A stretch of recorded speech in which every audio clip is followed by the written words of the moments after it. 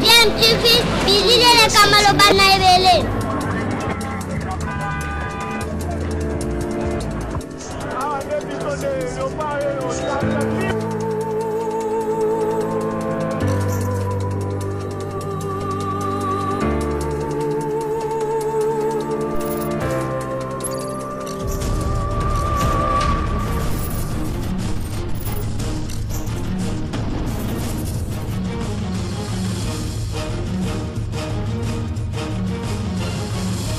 DMTV toujours en avant.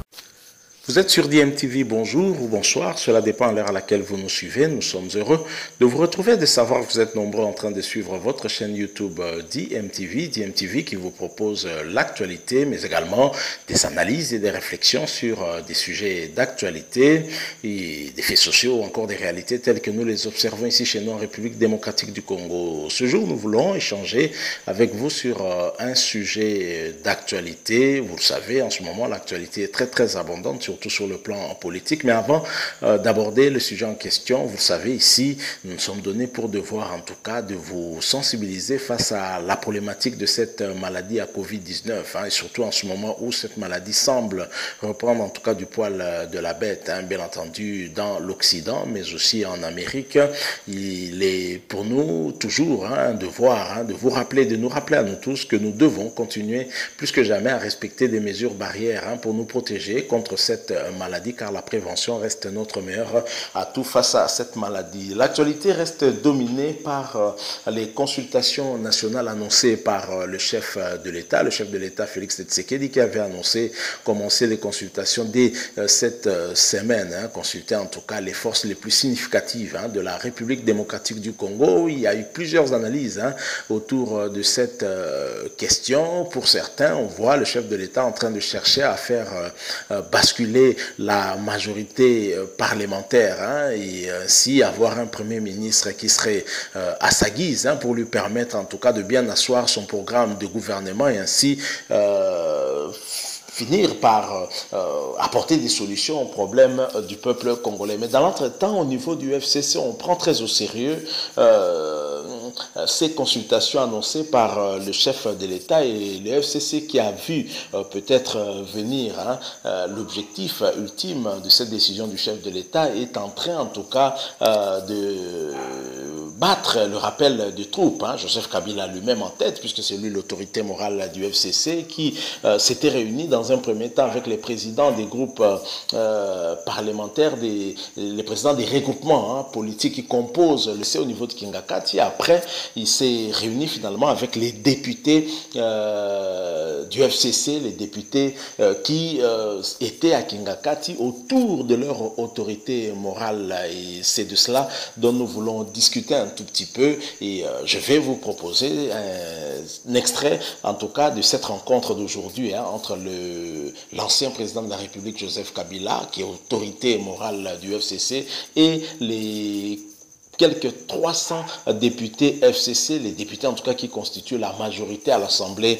nationale. Je rappelle que vous êtes toujours sur DMTV. N'hésitez pas, en tout cas si vous ne l'êtes pas encore, à vous abonner sur votre chaîne. En cliquant sur ce bouton en rouge, il est écrit s'abonner et bien évidemment, vous deviendrez abonné, mais il apparaîtra également une petite cloche de notification. Celle-là vous permettra de ne plus rien manquer des prochaines vidéos que nous mettrons en ligne ici. Alors, suivons cet extrait. Ensuite, nous nous retrouvons tout de suite après. Nous, députés nationaux et sénateurs, membres du FCC, saisissons cette opportunité que nous offre la présente rencontre du parc de la vallée de Kingakati pour réitérer à vous, notre autorité morale, son Excellence Kabila Kabange Joseph, notre soutien, notre fidélité et notre attachement indéfectible en ce moment crucial de l'histoire de notre très cher pays, la République démocratique du Congo. Nous vous prions, Excellence, autorité morale, de compter sur notre engagement aux idéaux prônés par le FCC pour le bien-être du peuple congolais et la sauvegarde de la paix, de l'unité nationale et de l'intégrité territoriale.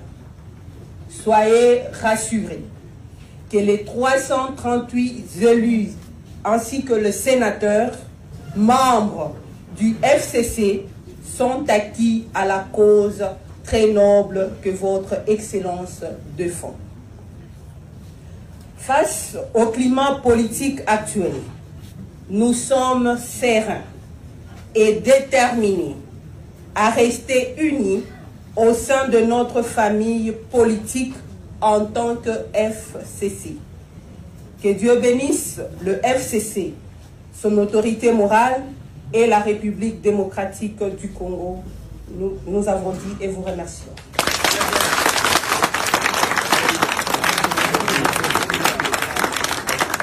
Merci, camarade président. Juste une petite annonce. Chers camarades, le camarade autorité morale pourra être à votre disposition dans les jardins. Voilà, nous sommes de retour. Vous venez de suivre là cet extrait de la réunion d'aujourd'hui à Kingakati. Les députés FCC, les quelques 338 députés qui étaient autour de l'autorité morale du FCC, Joseph Kabila Kabange. La bataille entre Félix Tshisekedi et Joseph Kabila se dessine de plus en plus, et au regard des réunions que multiplie le camp FCC, on a en tout cas tendance à finalement confirmer cette hypothèse qui veut que Félix Tshisekedi finalement, au travers ses consultations, cherche plutôt à modifier l'équilibre au niveau de l'Assemblée nationale notamment. Il cherche à faire basculer la majorité au niveau de l'Assemblée nationale. Et le FCC, ou plutôt l'autorité morale du FCC, Joseph Kabila, qui a compris le stratagème, est en train de battre le rappel des troupes, le rappel des membres du FCC les plus concernés, ceux qui sont concernés directement, c'est-à-dire les députés, afin de les fidéliser un peu plus et de confirmer leur loyauté à son égard, en vue de faire barrage à ce plan de Félix Tshisekedi. Vous avez entendu en tout cas cette porte-parole, en tout cas des députés, membres du FCC, devant le Raïs, l'ancien Joseph Kabila, l'ancien chef de l'État, Joseph Kabila. Ils ont réaffirmé leur soutien total à Joseph Kabila. Ils ont réaffirmé effectivement encore leur fidélité, leur loyauté à Joseph Kabila, les 338 députés. Alors, si l'on se réfère à cette réunion et s'il n'y a pas volte-face après, ça signifie que faire basculer la majorité sera difficile pour Félix Tshisekedi, parce que non seulement il devra ratisser large